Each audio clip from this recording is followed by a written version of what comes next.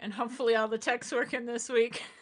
I'm CJ Johnson. I'm from Better Pickleball, and I am one half of VI Pickleball. I am Tony Roy, the other half, and from Into Pickle as well. Well, How's cool. everybody doing out there? Wow, you seriously you got that little cold going, so you've got your deep podcaster radio voice going today. Yeah, I should record podcast today, right? I guess I'm telling you, I'm jealous. I've always wanted that deep radio voice. you can have it. You just have to. You can bring it down. It's doable. I can bring it down lower on this too. So Oh, I don't know. That's another new thing to learn. yeah, Tony, I'm going over to Facebook to see who is over on Facebook and say hello when you get there. And by the way, we are going to answer some questions today. Are you going to take care of YouTube? I'm on YouTube. Friend Barry Baker's on here. Hello, Barry. How are you? If I'm reading this right, there's 1,111 people on YouTube right now. So Wow. That's I might nice. not be reading it right though. I That's might. okay. Whatever. It's a good number. We're Casey happy Parnell. you're with us. Whoever's with us, we're happy. If it's CGI and Barry or one other person, good Or good to chat with you tonight. Casey Parnell is over on Facebook with us. So Casey, What's where up, where you Casey? where you been? We Haven't miss spoken in a while. you. Hope she's doing all right. Let us know I how you're doing. How's the know. tournament? How's the tournament circuit going? What's happening? Awesome. We're going to talk some pickleball today. We got a couple things. We're going to talk about no thank you. We're going to talk about three little magic words, and we're going to talk about the upcoming video as well as our YouTube video as well as the podcast that'll be coming out tomorrow.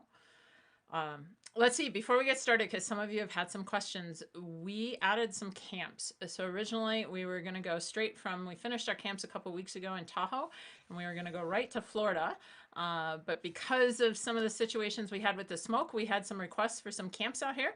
So we found a couple places. We're going to be in Folsom on November 15th through the 17th. So great courts down in Folsom if you have not been there. And it's a nice place to be right outside of Sacramento.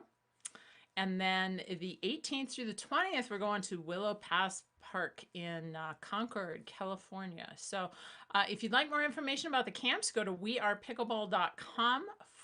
wearepickleball.com/camps, and you can get all the 411 on the camps. So that is there for you. All CJ, right.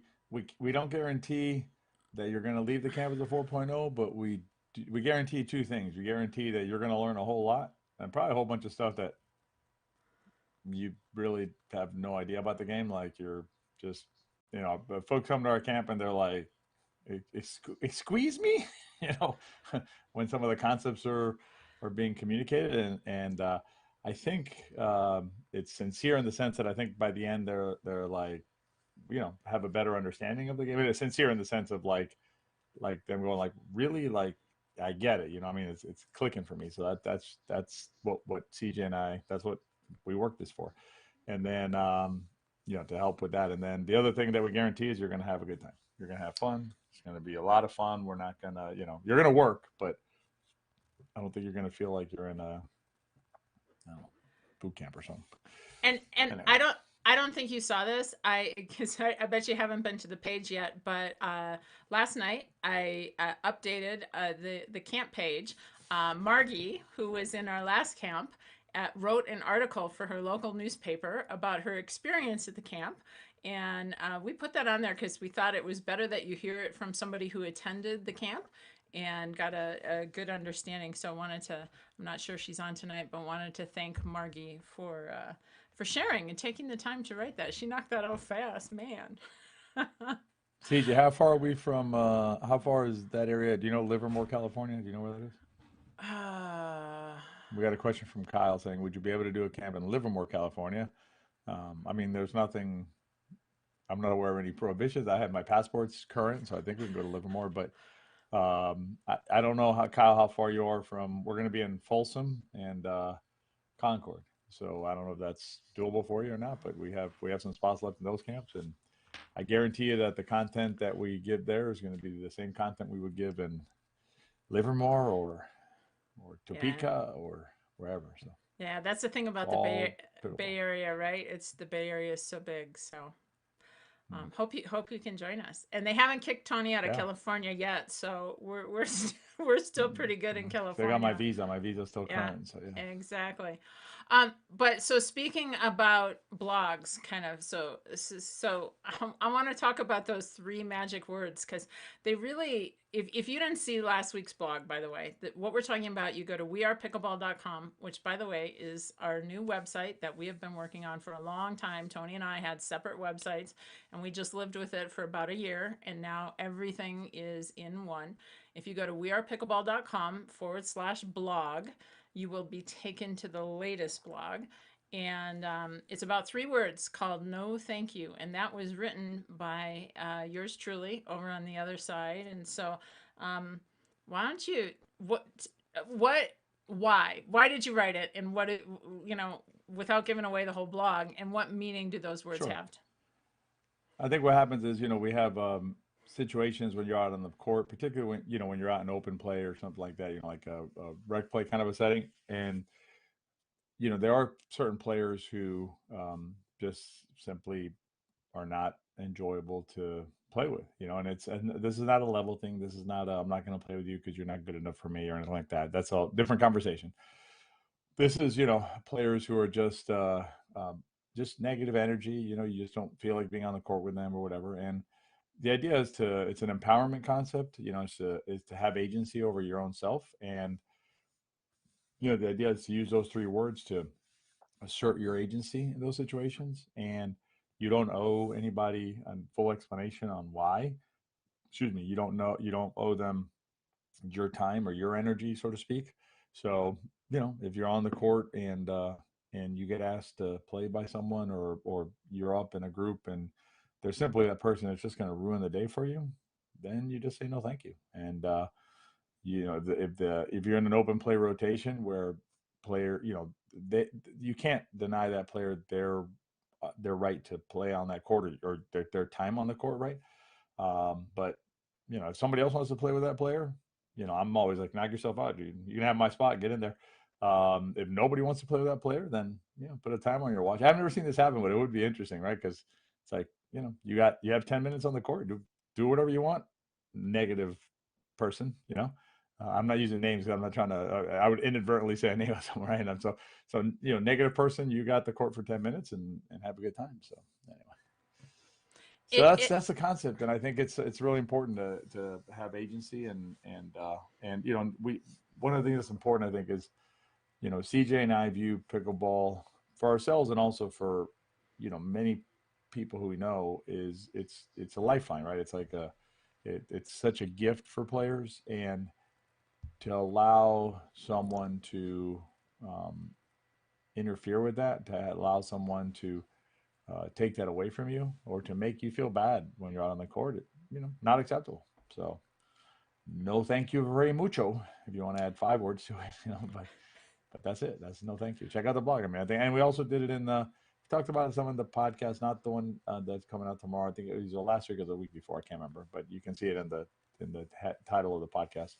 Um, we're getting to the point now, CJ, where I think we're tomorrow's episode. I don't know, 57 or 58 or something like that. So it's over a year of podcast. So it's hard to remember what week is what. So anyway. but I think it is. I think it was no thank you in the podcast as well, and really a great way to stay up to date on all of the content that we put out every Saturday. We put out a newsletter. If you go to wearepickleball.com, by the way, we got this really super duper cool pickleball quiz that's part of our website. You know how you love quizzes. If you want to find out where you're at and get some resources that are geared especially for you, take the quiz, and that'll get you onto the mailing list so that you'll be up to speed on everything that we do. But I think that podcast was also called No Thank You. And just wanted, before we leave that, Tony, just wanted to say, um, it, we really do think of pickleball as a gift. And it's incredibly difficult for us when we hear that that gets taken away from people. We heard a story about it today. There was something that happened to Tony and me together when we were together here in Tahoe. It's happened to Tony and his wife Jill. You know, I mean, it's just this stuff just doesn't need to happen, and we need to we encourage you to take your own power and say no, thank you in a situation that makes you feel uncomfortable. So. I think once you started your own pickleball YouTube channel and brand and stuff like that, it's gonna be harder for someone to take it away from you. But think how many and the sad reality is, we're having a conversation earlier with a gentleman in an area who's helping expand it in that area, and he was relating stories about just you know negative conduct in an area and on some courts, and how many people just walked away from it. Right now, some of the people have come back now because he's no longer there, but who knows? I mean, how many have maybe permanently lost this wonderful gift because of the conduct of someone? And it's kind of funny, CG, over here you had Barry said fourth pillar of pickleball is to not be that person. So it's kind of fun. We'll have to add a pillar I to like the that, foundation. Barry. So I like the I way do you too. think. And by the way, we will take some questions if you have some questions. Darcy is over watching us on Facebook, and Diane is watching us. By the way, Diane, I think, is coming to, I can't remember if it's Concord or Folsom, but she's coming. She missed the Tahoe camp because she was in the first one. Awesome. Um, and yes, Darcy, check the website for the 222 camp schedule. It's not complete, but we do have the dates for our Tampa camps. We're not accepting registration for those yet, but the dates are up there. And oh, Carol, haven't seen Carol Hawes in a while. How are you doing, Carol? I don't have any questions over here, so why don't we jump forward to you want to talk I have about a since we're question over here. okay, all right, you go then. I have a question from Coach Ray. Coach Ray, I like it. Hi, He said, Coach Ray. Coach Ray, listening for the good stuff. Coach, it's all good stuff on this. It's all good stuff. So, but Coach wants to know, how can I increase my hand speed in a volley war? I am 64.5 rating. So, obviously, Coach, I think the repetition and things like that. But I would suggest you there's really two main things I would look for. One is to the extent that that it's not already really really compact would be to further compact my swing. If you look at one of the best counter punchers in the game at any age level is Dave Weinbach. He's fairly new senior player, but he's got one of the fastest lightning counter punches in the game. And if you watch him, he never takes the paddle back. It's always from where he's holding it, and it just explodes from there. So that would be one. And then the other one would be it's not directly your hand speed in the sense that you're not increasing the speed at which you move your hand, but you're connecting the eye hand faster, right? Better eye hand coordination. And if you're interested, there's a program that we worked with, CJ and I still work with, I should say. And if you want that, send us an email. What do you want the emails, CJ? He If can Coach Ray's interested in it. he can send it to CJ at wearepickleball.com. Okay, and then Or it's or a or program that he we use.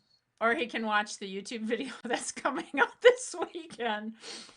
Oh, there you go. All Remember? right. You remember? So yeah, and yeah, will that have we'll have the link on that one? We will. Yes, actually, cuz I was that's what trying to we're tee it up for you, CJ. I was teeing it up for you. So it's well, it seemed like you forgot it. no, of course not. Never. Oh, okay. Impossible. All right. Okay, are you still teeing it up? No, I teed it up. I'm waiting for you. Yeah. Take Okay. take us home. So yes, so Coach Ray, the video that's coming out this weekend, Tony and I shot that when he was here in Tahoe, because one of the things, and like he said, it doesn't necessarily directly relate to making the hands faster, but the quicker that you can pick up the ball, the faster you're going to be. And a lot of times, people that we perceive as fast are just in the right place all the time, and a lot of that has to do with visual acuity. So I in this week's YouTube video, we're going to deal with how to see the ball better. That's what we're talking about. And one of the tools, there are tools that you can use away from the courts. But as Tony said, one of the tools we use is an online program called Visual Edge. We have a lot of our members that are using that program who are reporting great results. I've had fantastic results with it. Tony's had results with it. So, but we'll be talking about that a little bit in the YouTube video, as well as other ways to increase your visual acuity. And I think that's something that, what's important, coaches, that's why we break this down into the three pillars that we talk about.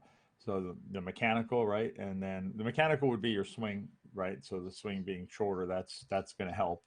The strategic is more like understanding when you're going to try and use those kind of shots, right? So when should you be an example of strategic in this scenario would be like, when should I engage with the ball? When should I let it go? Right? When should I let the out balls go? So that's something that that would be the second pillar. The third pillar up in the same area would be working on your eyes, right? Your depth recognition. They call it divergence, congruence. I mean, they have all these all these things that they work on in the program that we're talking about, and that's the athletic pillar, right? Because it's like it wouldn't be something that you would traditionally see being part of a pickleball training curriculum or pickleball players improvement. But the VI pickleball members and others who we know who have used this program, all report improvement, all report better eye hand coordination. And the thing about it, we think of pickleball as a super important part of our lives. And if you're on this, it's a super important part of your lives, right? Because you're spending some time with us here. But the kind of things that you can improve with in pickleball aren't just limited to the pickleball court, right? So when you work on these types of things, the athletic side of things, the athletic pillar, you just have a better life. I mean, you're going to drive better.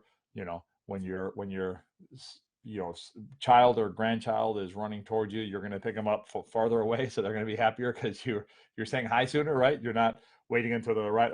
Oh, hey, there, Timmy or Mary or whatever this. So I would just say, I mean, those kind of things, just working on balance and stability, balance and mobility as examples. That are things that CJ and I stress with our members and our players and folks that we work with, and that's just great on the pickleball court and great off the pickleball court, right? So anyway, that's the athletic pillar. Sorry for the tissues, guys, but today I got hit with allergies or something. Something. We'll get through it though. We will. Yes. So that's coming out this weekend. It is all the videos go live on, and that's on the Better Pickleball channel this weekend. So it'll be up on Better Pickleball, and it'll go up at 3 o'clock on Saturday. Is where you'll find that. And you still haven't seen it, our video on Into Pickles already up. So if you want to check that one out, it's just three keys to success that 4.0 plus players know that you may know, but you may not. And if you don't know them, gotta add them. Right. And that was on the Into Pickle channel. So make sure that you check out both of those over on YouTube. All right. I don't have any questions on Facebook. You want to talk Well, podcast? we got the podcast dropping tomorrow, and it's basically going to be it's going to be we talk about a common uh, mistake that players make, and this is second pillar stuff, which is second pillar strategic, right? So it's knowing kind of what shot to hit when. It's kind of like what's on the board behind me. That's a video we did for the community, for our we are pickleball community, talking about the four shot, where to hit those balls, A, B, C, D, E, and we go through it. But the podcast is about the low to high, high to low attack. So what happens is players will end up in a situation where they have a ball that's low, and low means underneath the net height, wherever it is that you're hitting it, and they'll take that low ball and they'll attack it, and it's just not a good formula for success. So listen to the podcast a little more about that, and then I'm trying to remember what the second part of I have to look, CJ. Long day today. Meanwhile, there is a question I'll answer, and then I'll find it in the meantime. So the question was from, let's see here. Crystal said, seeing the ball better is a great topic and tip to learn. Absolutely, Crystal. And check out that video dropping this weekend. And is the ball considered out when it appears to touch the outside of the line? If it touches any part of the line, Crystal, the ball is in. So the answer would be no. If it appears to touch any part of the line, then the ball is in. And remember that the benefit of the doubt goes to it being in.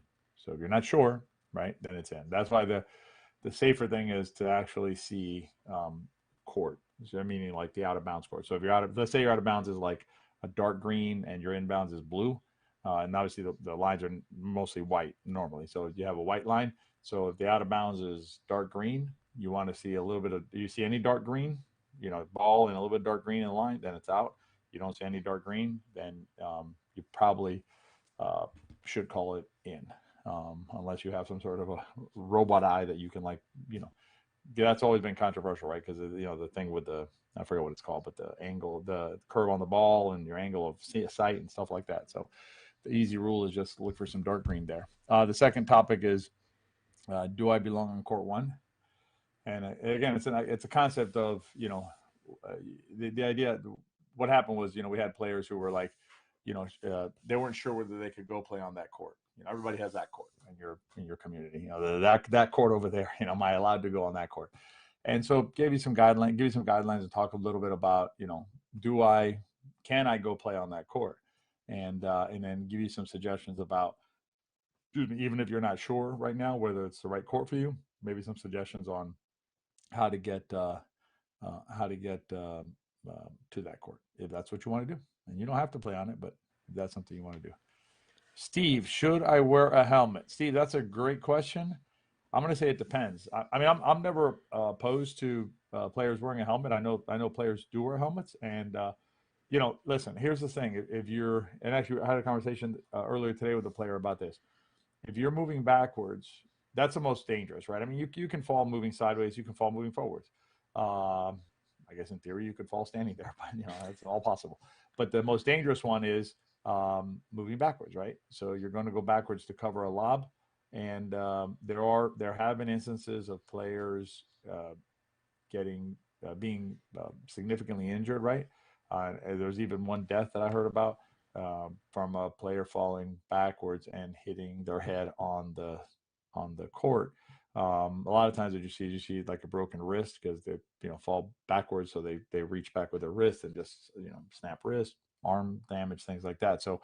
Um, so I would say if you have any concerns, um, I mean, why not? It's not gonna, I mean, you may, people may look at you a little sideways, but that's their problem, not your problem.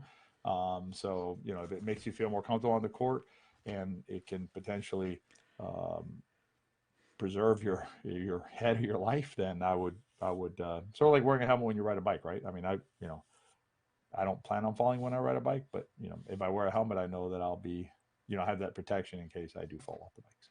or Hopefully, that when answers that question. or when you ski. As long as we're talking Yeah, sure.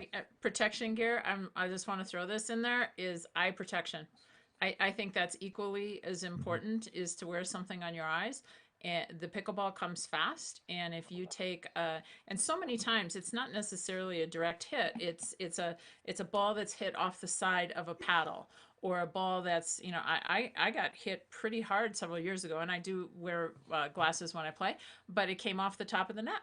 There's a drive that hit the net and spun right up, hit me right in the center of the eye. So eye protection is another thing that I think is very valuable. In fact, it's required in racquetball, right? That's one of the requirements for a racquetball tournament, and so there's a contingency that would like to see that as a requirement in pickleball tournaments. So don't know if it'll happen, but I think it's a good idea. The odd thing, CJ, I was actually trying to find at one point. I was trying to find the old school racquetball ones that just had they don't have any lenses. They just have the outside protection. Yeah, Basically the ball can't get into your eye because you can't find them. They don't sell Felicity, them because of like lawsuits or something. I'm but like, Felicity had some on when she was here for the camp. I'm gonna have to reach out to Felicity because I need to find me some of those. So Don't you remember she had some on? There was one day, and it might have been the day that we played. That we played in the evening. But I'm like about 100% sure she had some of those on when she was here at the maybe, camp. So Steve followed up, said he meant it was a joke, but I'm falling backwards. I want you to tuck your head and roll completely over. If you're quick, you can come back to your feet. Steve, I don't. That's some very Mission Impossible stuff going on there.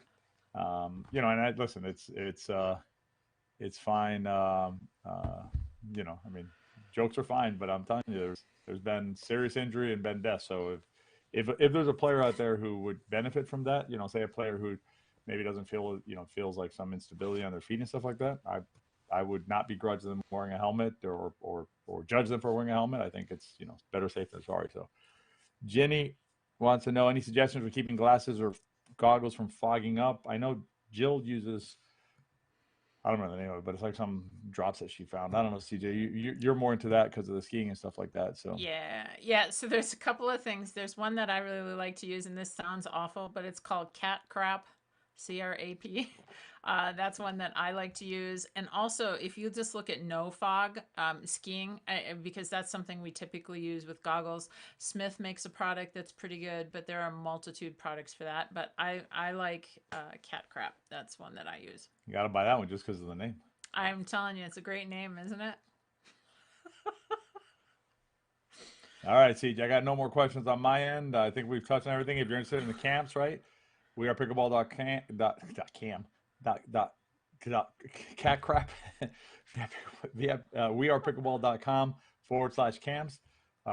Subscribe to VI Pickleball by just going to wearepickleball.com, and you'll be notified of videos, podcasts, everything. So You got it. that's what we got, I think.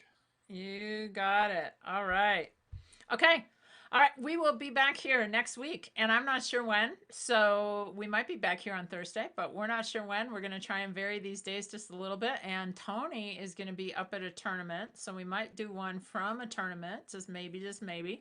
So if you want to know, get on the mailing list, and we'll let you know when we're going to have our next one. All right. If you want to see some pros playing, we'll do it live, and we'll show you some pros playing. All right.